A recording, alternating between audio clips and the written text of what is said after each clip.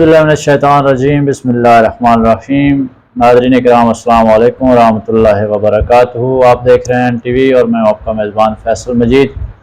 आज weekly exclusive interview में हमारे साथ एक बड़े खूबसूरत शख्सियत तशरीफ़ फरमा है, अदबी ज़ौक़ रखने वाली शख्सियत, और इंशाअल्लाह इनसे हम बात करेंगे। बहुत सारी बातें हमें सीखने को मिलेंगी, बिलख़ुसूस उर्दू अदब के हवाले से। मेरी मुराद ज़ीशान मेरवी साहब, मैं इनको खुशामदीद कहता हूँ। अस्सलाम वालेकुम ज़ीशान भाई, कैसे हैं आप? ठीक हैं, खैरियत से? माशाअल्लाह। नाज़रीन को आप मुख्तसर अपना तारुफ पेश कर दें प्लीज़। जी, मेरा असल नाम ज़ीशान ज़ुल्फ़िकार है और अदबी दुनिया में ज़ीशान मेहरवी के नाम से पहचाना जाता हूँ। हाल ही में मेरा दर्स निज़ामी मुकम्मल हुआ है जामिया गौसिया मेरिया से, और एमफिल के बाद अब PhD का भी इरादा है इंशाअल्लाह। माशाअल्लाह, बड़ा अच्छा लगा आप प्रोग्राम में आए। अल्लाह करीम आपको खुश रखे।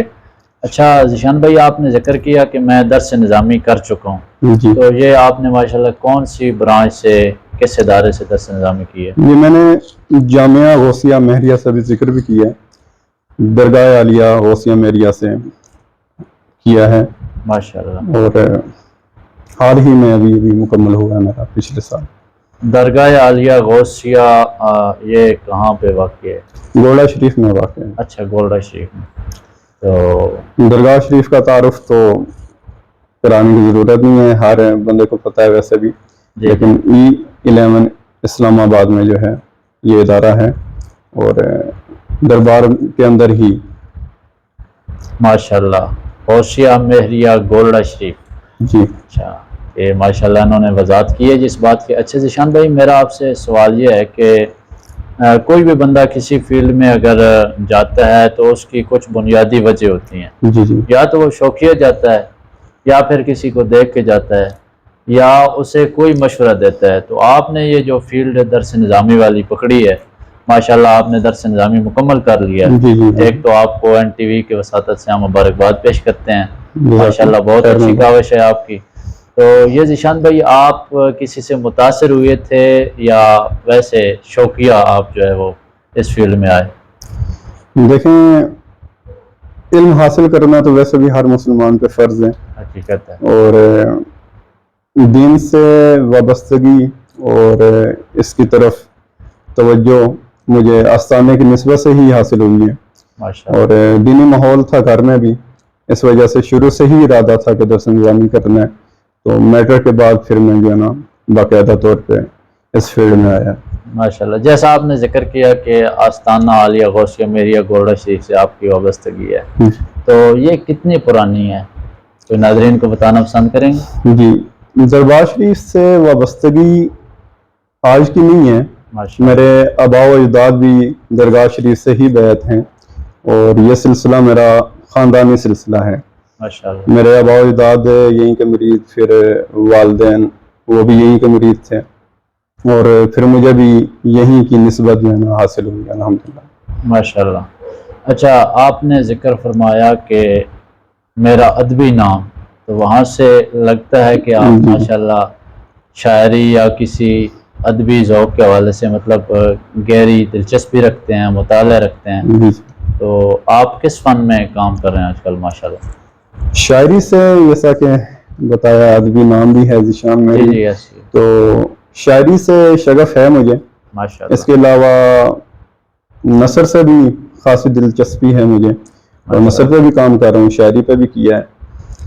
शायरी की काफ़ी असनाफ पे लिखा भी है मैंने अभी तक, हमदनात, मनाकिब, रुबाइयात, गज़लियात, और भी अभी भी चल रही है मज़ीद असनाफ सुखन। तो शायरी मतलब आप बाकायदा माशाअल्लाह शायरी करते हैं? जी जी। तो इस फ़न में आप फिर मेरा सवाल मैं वो रिपीट करता हूँ पहले वाला, चूँकि हर चीज़ की कोई ना कोई बेसिक्स होती हैं, उसकी बैक पे कोई ऐसा आंसर मौजूद होता है जिसकी वजह से उसका वजूद मुमकिन होता है। तो शायरी आपने किस हवाले से इसको इंतखाब किया, अपना इस फील्ड में आए? देखिए, हर चीज़ जो होती है या तो अताई होती है, या फिर कोई वजह ऐसी बनती है कि उसकी तरफ बंदा आ जाता है। شاعری کو دیکھا جائے تو شاعری کا جو شوق ہے مجھے وراثت میں ملا ہے ماشاءاللہ، اور شاعری بھی وراثت میں ملی ہے باقاعدہ، خاندانی یہ سلسلہ ماشاءاللہ سے چلتا آ رہا ہے باقاعدہ۔ اس طرح صاحب دیوان شاعر تو ہمارے خاندان میں نہیں تھا، اور یعنی ادبی گھرانہ، جی الحمدللہ شروع سے بہت پڑھا لکھا گھرانہ ہے اور ادبی ذوق کا مالک ہے الحمدللہ ماشاءاللہ۔ اچھا، شاعری کے حوالے سے آپ نے بات کی، تو آپ کے خیال میں پاکستان کا کوئی ایسا شاعر ہے موجودہ دور میں جس نے ہر صنف سخن میں طب آزمائی کی ہو، اس نے اپنا ایک رنگ پیش کیا ہو؟ کیونکہ شاعری تو ایک بہت وسیع جی اسی طرح تو اس حوالے سے میدان ہے، اس میں میدان ہے بالکل۔ جی شاعری کی اصناف کو دیکھا جائے اور شاعروں کو دیکھا جائے تو آج کے دور میں یا گزشتہ جتنے بھی ادوار گزر چکے ہیں، تمام تر اصناف سخن میں طب آزمائی کرنے والے بہت کم لوگ پائے جاتے ہیں، لیکن اکثریت اصناف میں جن لوگوں نے نام پیدا کیا، کام کیا، میرے نزدیک جو سب سے فیمس ترین شخصیت ہے وہ پیر سید نصیر الدین گیلانی صاحب ہیں، اور کلاسیکل روایات کو جنہوں نے اپنایا، پھر فن پہ جنہوں نے محنت کی اور اس پہ اچھی خاصی محنت کی، وہ پیر جی ہی ہیں میرے نزدیک۔ ماشاءاللہ، پیر جی کا دور جو ہے وہ تقریباً 90s کے اینڈ میں اور 20ویں صدی کے آغاز میں تقریباً اختتام پذیر ہو گیا تھا۔ جی تو آپ پیر جی کو شعراء کی فہرست میں کہاں دیکھتے ہیں؟ دیکھیں، جہاں تک میرا اپنا ایک ادبی تعلق ہے ادب کے ساتھ، یعنی کہ خاصا تعلق ہے، میں جہاں جہاں بھی گیا ادبی محافل میں تو پیر جی کا جب بھی ذکر ہوا بہت عمدہ ذکر ہوا، اور جہاں پہ بھی شعراء کی تصاویر دیکھی میں نے تو سب سے اوپر جس تصویر کو میں نے دیکھا وہ پیر جی کی تصویر تھی، تو اس سے ان کے مقام کا جو ہے تعین کیا جا سکتا ہے۔ باقی آپ کا فن اور آپ کی جملہ تصانیف اس کا ثبوت ہیں، ان کے معیار کو پرکھا جا سکتا ہے اور آپ کے مقام و مرتبے کا تعین کیا جا سکتا ہے اس سے۔ بے شک۔ تو کیا ہم یہ کہہ سکتے ہیں کہ بنیادی طور پہ آپ کا جو شاعری کی طرف آنا ہے، اس کا جو بنیادی عنصر ہے، بنیادی وجہ ہے، وہ بھی پیر سید نصیر الدین نصیر کی شخصیت نہیں ہے؟ جی اسی طرح ہی ہے۔ شاعری سے شغف، میں نے ابھی آپ کو بتایا کہ میرا پورا گھرانہ جو ہے بالکل درگاہ شریف سے نسبت رکھتا ہے، تو شروع سے ہی پیر جی کی شاعری پڑھی سنی اور پھر اسی کو مد نظر رکھ کے شعر کہنا بھی سیکھا ہم نے، اور میری شاعری کا جو اصل سبب ہے، میرے شاعر بننے کا جو سبب ہے وہ پیر جی کی شاعری ہی ہے، اسی سے میں نے رہنمائی لی، اسی رنگ کو میں نے اپنے طرز سخن میں ڈالا، اور الحمدللہ خود اپنی بات نہیں کرتا، میں نے جو اپنے احباب کی زبانوں سے سنا اور جو دوسرے شعراء کے لبوں سے سنا، انہوں نے یہی کہا کہ آپ پہ جو ہے نصیر صاحب کا رنگ غالب ہے الحمدللہ۔ نصیر یاد فن کے اساتذہ کی تیرے طرز بیان سے آتی ہے۔ جی جی ماشاءاللہ۔ سبحان اللہ۔ اچھا ذیشان بھائی، شاعری میں آپ نے یہ جو فن ہے شاعری کا، یہ باقاعدہ طور پہ کسی استاد سے سیکھا ہے کہ آپ ناظرین کو بتانا پسند فرمائیں گے؟ جی جی، اس میں شاعری کے فن کے سیکھنے کو بھی جو وجہ بنی وہ بھی پیر جی بنے۔ ماشاءاللہ۔ شروع سے شاعری کیا کرتا تھا، لیکن باقاعدہ جو شاعری کا فن تھا علم العروض، اس سے اتنی واقفیت نہیں تھی، بس وہ جس طرح ماتروں کو یا ردم کو مد نظر رکھ کے شاعری کی جاتی تھی، جو ذہن میں تھا شروع میں وہی کرتا تھا۔ پیر جی پہ خاصا میں نے کلام لکھا، مناقب لکھی آپ کی، تو ایک پیر جی کی منقبت تھی وہ میں نے شیئر کی ہوئی تھی فیس بک پہ، تو علامہ خالد رومی صاحب ہیں، انہوں نے دیکھا تو دیکھے کہا ماشاءاللہ اچھا کلام ہے لیکن محنت کرو مزید۔ میں کہا اچھا جی، کیا اس میں کوئی خرابی ہے، کوئی رہنمائی فرما سکتے ہیں؟ آپ فرما دیں۔ تو انہوں نے کہا بس وزن کی کمی ہے، باقی ماشاءاللہ اچھا کلام ہے۔ تو تب پھر میرے اندر یہ جستجو پیدا ہوئی کہ وزن بھی کوئی چیز ہے شاعری کے، ہو سکتا ہے اصول ہوں، قوانین ہوں، تو پھر میں نے انہی سے مشورہ کیا، انہوں نے ابتداً مجھے تھوڑا عروض کے بارے میں بتایا، یعنی کہ اس راہ کی طرف لانے والے مجھے علامہ خالد رومی صاحب ہیں، اور وہ بھی ایک ملاقات ہوئی تھی تو انہوں نے کہا چلیں آپ کو بتاؤں گا ملاقات ہوئی کبھی.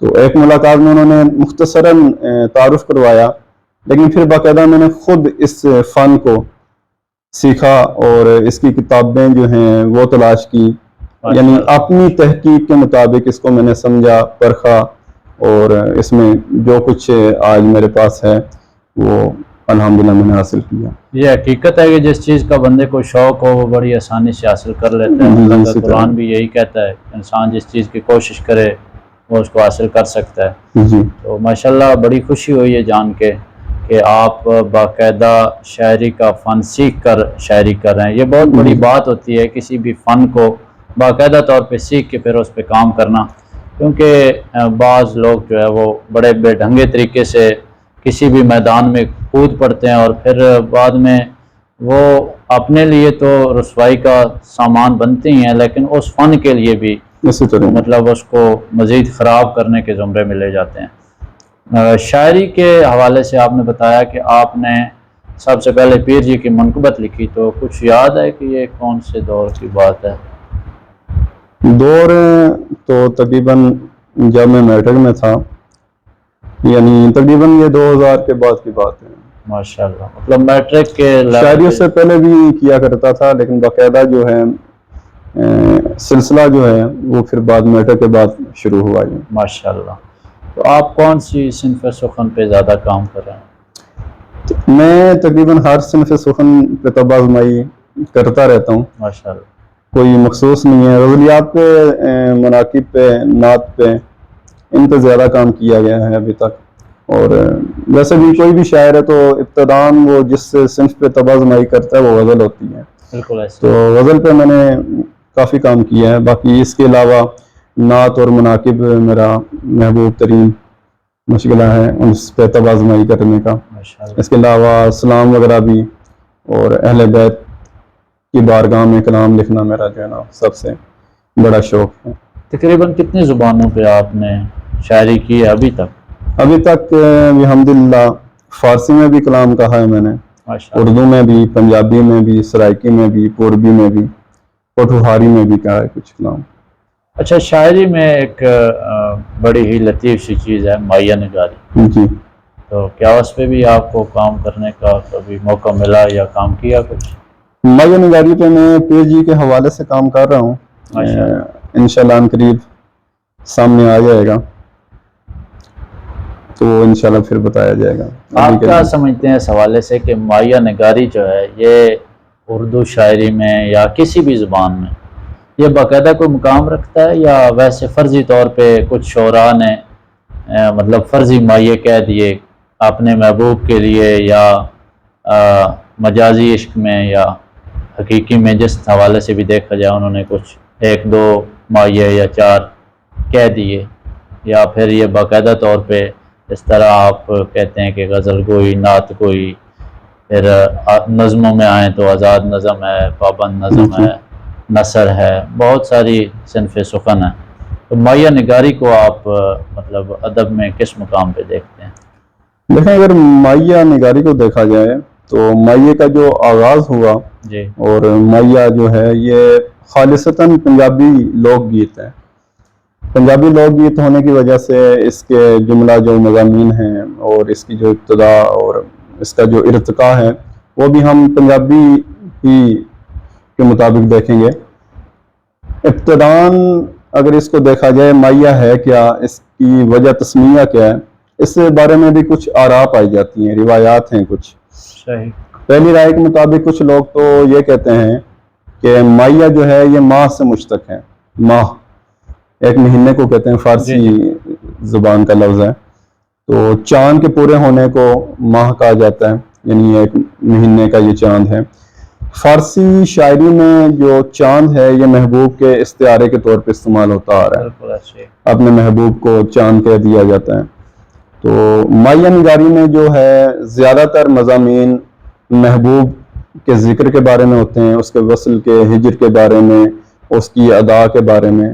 تو اس حوالے سے بھی جو ہے نا اس کو مائیہ کہہ دیا جاتا ہے، مائیہ کا نام دیا گیا. یعقوب آسی صاحب ہیں، وہ کہتے ہیں کہ ماہ جو ہے مائیہ جو ہے یہ ماہی سے مشتق ہے، ماہی بمعنی مچھلی جی۔ تو کیونکہ مائیہ میں جو مضامین ہوتے ہیں وہ زیادہ تر تڑپ کے ہوتے ہیں، محبوب کے، ہجر کے ہوتے ہیں، تو جس طرح مچھلی بے آب ہو جاتی ہے نا پانی سے، جب اس کو نکال دیا جائے تو وہ تڑپتی ہے، تو وہی حالت مائیہ کے اندر بھی ہوتی ہے، اس طرح کے مضامین باندھے جاتے ہیں، تو اس نسبت سے بھی اس کو مائیہ کہا جاتا ہے۔ پھر ایک جو معتبر روایت ہے میرے نزدیک کہ پنجابی لوک گیت ہے، تو پنجابی زبان میں جو ہے مہی بھینس کو کہتے ہیں جی، اور اسی سے مہی وال ہے، بھینسیں چرانے والا۔ جی، تو پنجابی جو لوک داستانیں، ہیر رانجھا ہو گیا اور سونی مہیوال ہوگی، تو ان کے داخل ہونے کی وجہ سے، ان داستانوں کے ذکر کی وجہ سے اس کو مائیہ نام دیا گیا، کیونکہ اس میں عشق محبت کے جو ہے نا خاص مضامین ہوتے ہیں۔ اور شروع میں جو اس صنف کا آغاز ہوا یہ بھی انہی چرواہوں کے ہاں سے ہی ہوا کہ وہ بھینسیں چرانے کے لیے کھیتوں میں چلے جاتے تھے، ویران جگہوں پہ چلے جاتے تھے، تو بیکار رہتے، یعنی سارا دن فری ہوتے، تو انہوں نے اپنا دل بہلانے کے لیے گنگنانا شروع کر دیا، گنگناتے پھر اس صنف کو جو ہے نا آغاز ہوا، اس صنف کا مزید اس میں اضافہ ہوا اور یہ باقاعدہ ایک پوری صنف کی حیات اختیار کر گیا۔ اچھا، ماشاءاللہ آپ نے بڑی وضاحت کے ساتھ بتایا۔ یہ تو مجھے لگتا ہے جیسے حافظ شرانی کا نظریہ تھا پنجاب میں اردو، جی جی، تو آپ نے اس حوالے سے بات کی کہ مائیہ جو ہے اس کا ارتقاء آغاز جو ہے وہ پنجابی زبان سے ہوتا ہے، بنیادی طور پہ مطلب پہلے اس کو پنجابی زبان میں جی، خالصتاً میں نے بھی ذکر کیا کہ یہ پنجابی لوک گیت ہیں، تو پنجابی سے ہی اس کا آغاز ہوا، پھر مزید اس کی جو مناسبت ہے اردو کے ساتھ پنجابی کی خاصی مناسبت ہے، تو اردو والوں نے بھی اس صنف کو اختیار کیا اور خاصا اس پہ جو ہے نا کام کیا۔ اب باقاعدہ جو ہے اس صنف کا آغاز، ارتقاء اور اس پہ کام جو ہوا وہ اردو میں خاصا کام ہوا۔ پہلے تو پنجابی جو مائیہ ملتے ہیں ان کی باقاعدہ تحریری یا تصنیفی شکل نہیں ملتی، لیکن بعد میں جب اردو میں بھی یہ دار آیا تو اس طرف پھر توجہ کی جانے لگی، تو اب یہ تصنیفی شکل میں ملتے ہیں مائیہ بھی۔ تو مائیہ نگاری پہ بات ہو رہی ہے ابھی، میرا آپ سے ایک اور سوال ہے، بڑا اہم قسم کا سوال، یقیناً آپ کے لیے بہت ہی اہم سوال ہے کہ پیر نصیر الدین نصیر گیلانی علیہ رحمہ، آپ نے ایک بڑا نیا سا کام کیا ہے، عجیب سا کام ہے کہ آپ نے فارسی اور عربی زبان میں بھی مائیہ نگاری کے فن کو جو ہے استعمال کیا، تو کیا سمجھتے ہیں کہ ہم ان کو کہہ سکتے ہیں کہ یہ اس زبان کے خالق ہیں مائیہ نگاری کے حوالے سے، فارسی اور عربی میں، یا ان سے پہلے بھی کوئی اس کے شواہد ملتے ہیں؟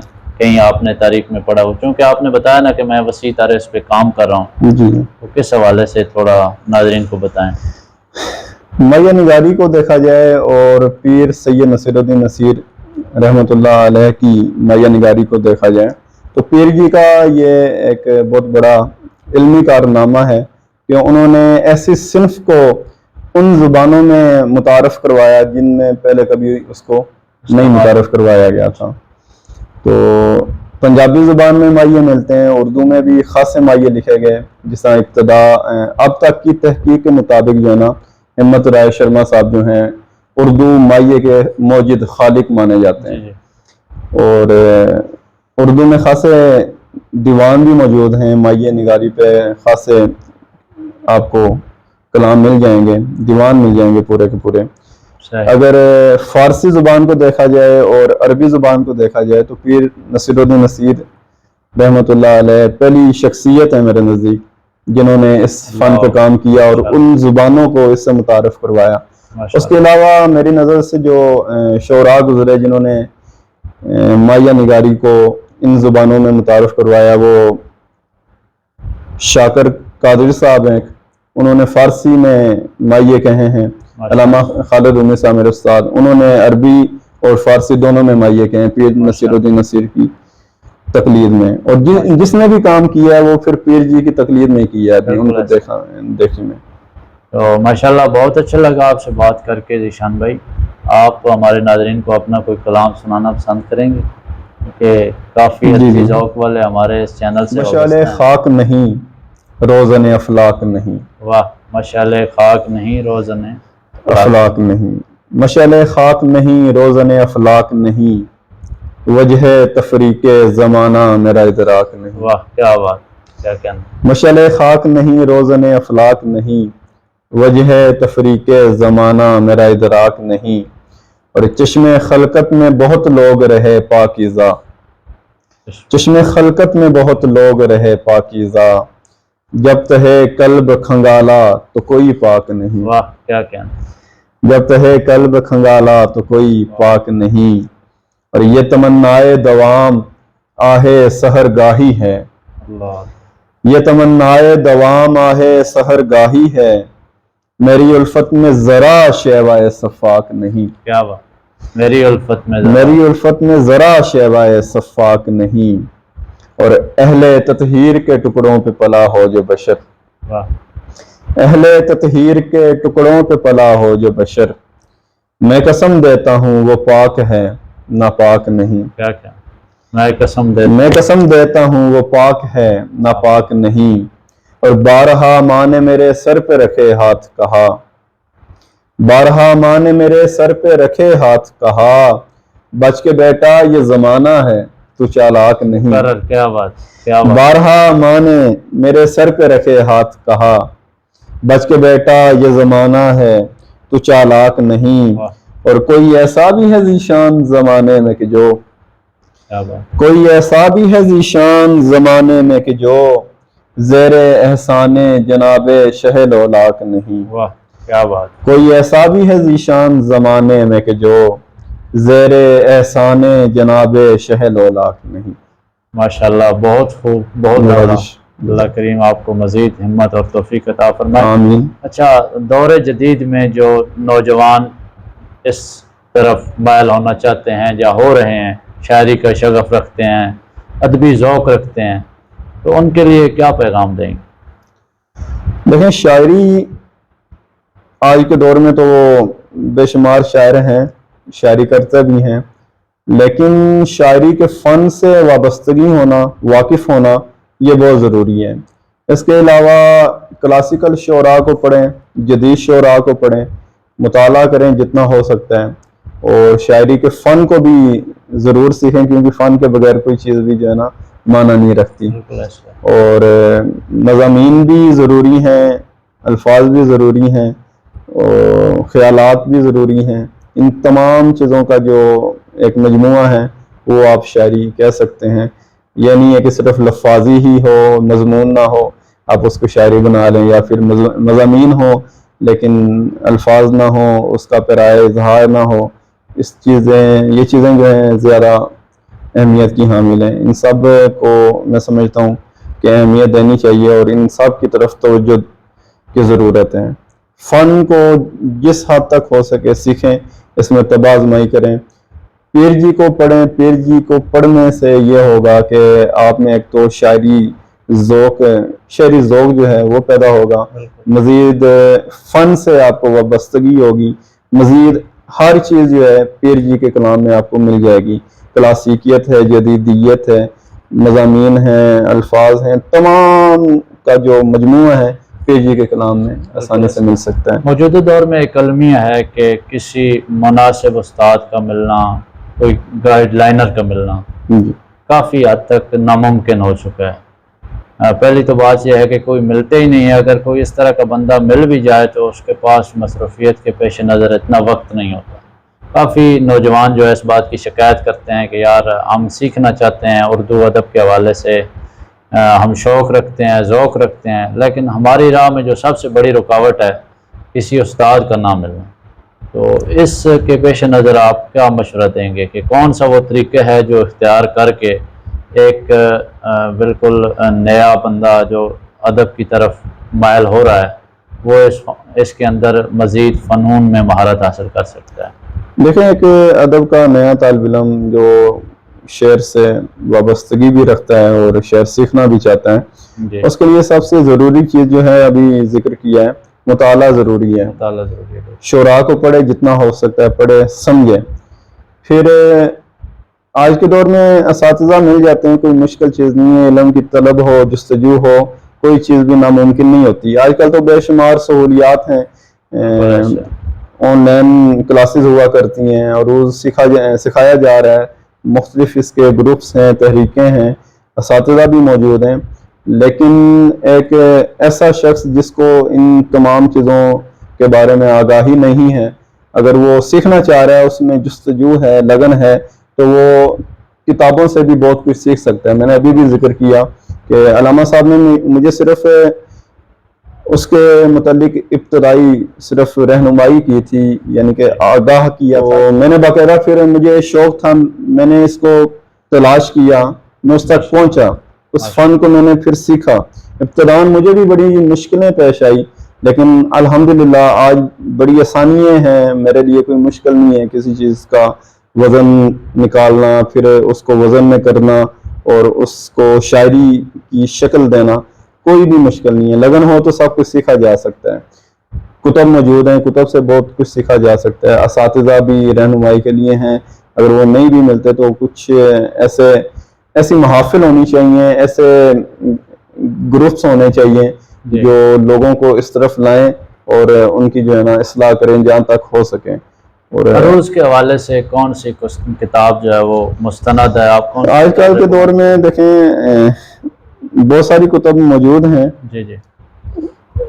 بحر الفصاحت بہت بڑی معتبر تصنیف ہے, اس کو پڑھ لیا جائے, وہ بھی مل جاتی ہے کتب سے. لیکن آج کے دور میں گھر بیٹھے بیٹھے اگر کچھ کتابیں منگائی جا سکتی ہیں جو آسانی سے مل سکتی ہیں, وہ آؤ شاعری سیکھیں عروض صاحب کے لیے. اس طرح کی اور بھی بہت ساری کتب ہیں. شعر کیسے بنتے ہیں, یہ والی کتابیں آپ کو گھر بیٹھے بھی مل سکتی ہیں, سرچ کی جا سکتی ہیں, ان سے رابطے کیے جا سکتے ہیں, مل جاتی ہیں آسانی سے. اس سے ان کتابوں سے نیا جو لکھنے والا ہے وہ آسانی سے سیکھ سکتا ہے. ماشاءاللہ, بہت شکریہ ذیشان بھائی. جی ناظرین, یہ ذیشان میروی صاحب جنہوں نے بڑی مفید باتیں بتائیں, بہت اچھی ہماری نشست رہی. انشاءاللہ مزید بھی اسی طرح کی ویڈیوز, اسی طرح کے ڈائلاگس اور اسی طرح کی جو ہے وہ آن لائن نشستیں آپ کو دیکھنے کو ملیں گی. دیکھتے رہیے NTV.